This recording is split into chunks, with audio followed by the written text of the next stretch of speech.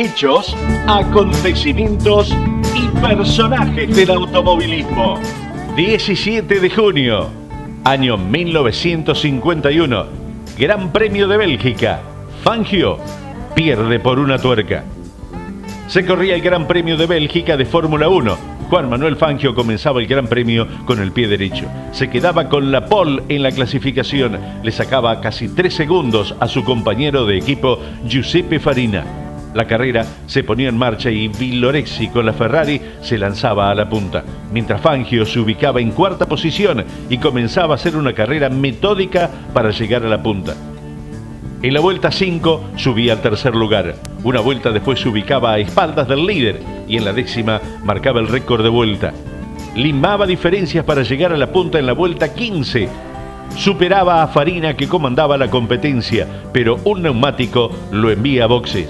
La tuerca no quería salir y los mecánicos demandaron casi 13 minutos para poder hacer el recambio. Igualmente Fangio volvió a la pista, pero no pudo recuperar semejante diferencia y debió conformarse con un 9º lugar y masticando bronca, sabedor que tenía un auto para luchar por la punta de la competencia. Ganaba Giuseppe Farina, segundo Ascari, tercero Luigi Villoresi. Año 1951, culminaba la tercera vuelta de Santa Fe, ganaba la general Marco Ciani. Se corría la segunda y última etapa de la tercera vuelta de Santa Fe, organizada por el Club Atlético Jorge Newbery de Venado Tuerto. Ni bien puesta en marcha se producía la deserción del líder de la competencia, Juan Blaquier, al cortar el cigüeñal. Heredaba la punta de la etapa Jorge Orduna. Su inmediato perseguidor era Marco Ciani, que encabezaba la clasificación general. Recorriendo los casi 800 kilómetros de la etapa, Jorge Orduna lograba adjudicarse la etapa, seguido por Marco Ciani y Roberto de la Valle. La clasificación general, después de recorrer casi 1.700 kilómetros, era para Marco Ciani, segundo Orduna, tercero Carelli. Año 1962, último triunfo del más ganador de la historia del turismo carretera, Juan Gálvez. El mismo día comenzaba la serie triunfadora de otro grande, pero de la Fórmula 1, era Jim Clark.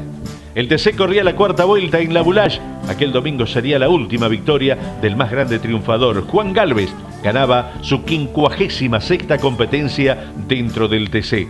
Récord nunca igualado.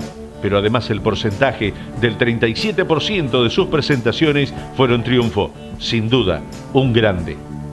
Aquel triunfo estableció 4 horas 10 minutos 32 segundos a casi 151 kilómetros de promedio. Segundo era Santiago Luján Saigós. Tercero, los hermanos de la Barría, Dante y Torcuato Emiliosi. En otro extremo del mundo se presentaba la Fórmula 1 en el Gran Premio de Bélgica. Un joven piloto casi desconocido en la categoría máxima. Se adjudicaba el triunfo, inscribía por primera vez su nombre.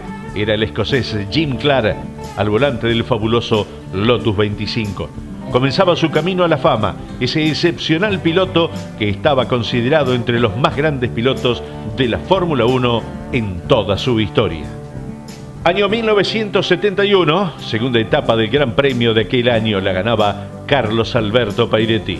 Se ponía en marcha la segunda etapa del Gran Premio de TC. Nuevamente se ponía en marcha a las 9 de la mañana desde Corrientes Capital, rumbo a Posadas. Etapa larga de casi 1.100 kilómetros. El inicio de la etapa demostraba lo que se preveía. Los altos promedios, el ritmo del Pibe di Palma era infernal.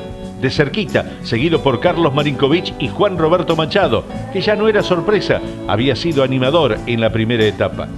Al superar los 150 kilómetros de recorrido, se sumaba a la lucha por la punta Carlos Pairetti. Los promedios eran escalofriantes, superaban los 220 kilómetros por hora. Los aviones debían cortar camino para que los punteros no se fueran.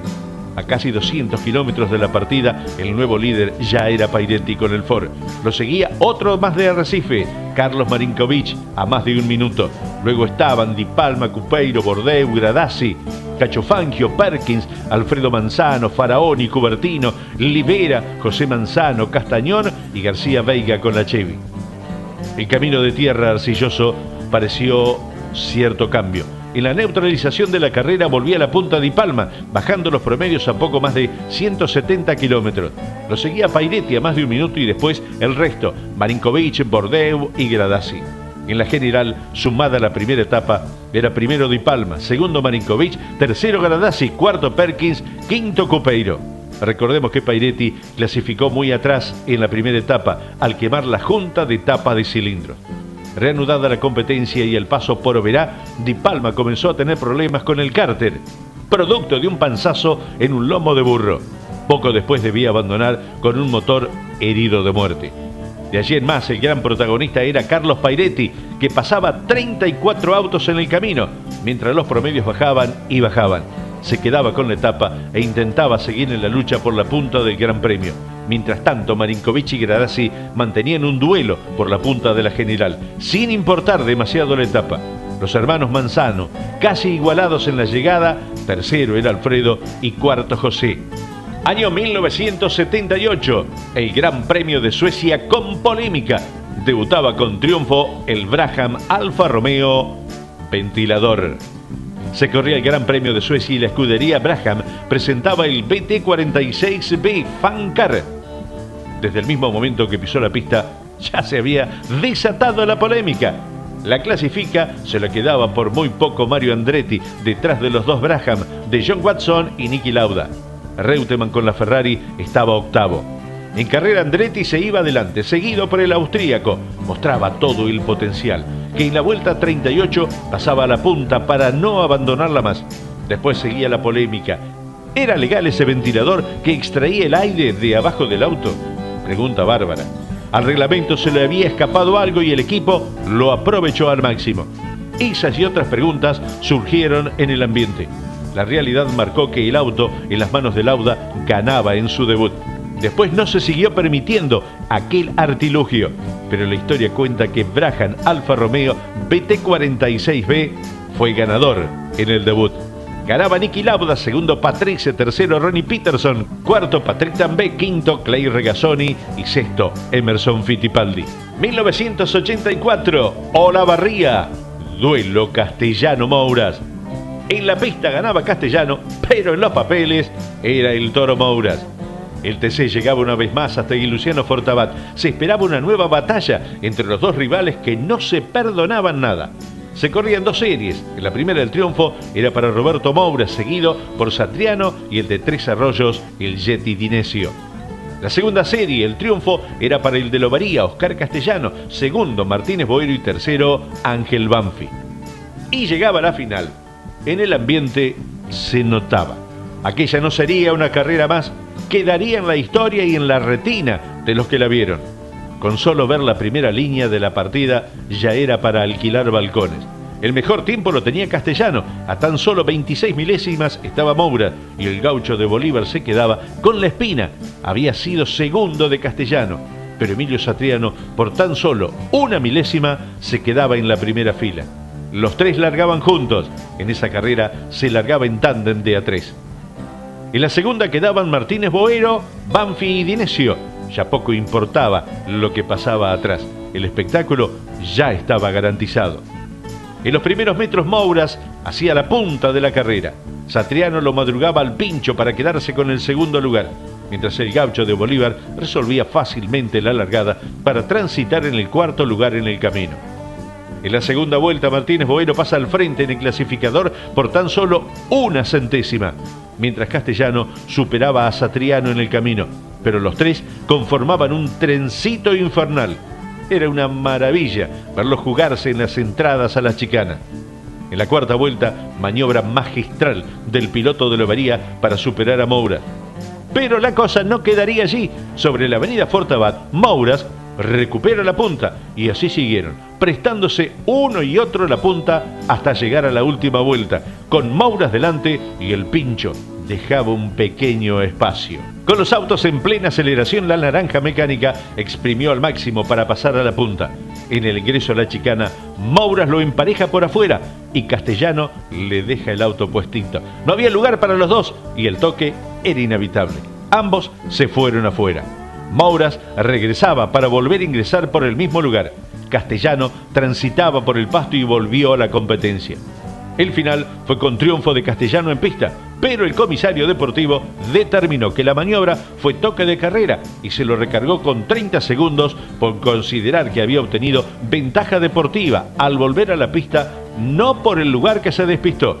Castellano, por supuesto, no compartía la decisión y tuvo acaloradas discusiones con el comisario deportivo.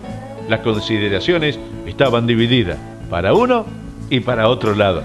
Ganaba Mouras, segundo Martínez Boero, tercero Llanar, cuarto Aventín, quinto Brescia, sexto quedaba el Pincho Castellano. Y en esta carrera llegaba en el 10º lugar el flaco de Olavarría, Eduardo Martínez. Año 1984, TC2000. Jorge Serafini le daba el primer triunfo a la marca del Rombo. Mientras el TC corría en Olavarría, el TC2000 se presentaba en Rafaela. Aquel domingo, Jorge Emilio Serafini entraba en la historia del Renault en el TC2000. Con el Renault 18 le daba el primer triunfo de la marca al Rombo. Año 1990, en San Lorenzo ganaba en el TC el Johnny de Necochea.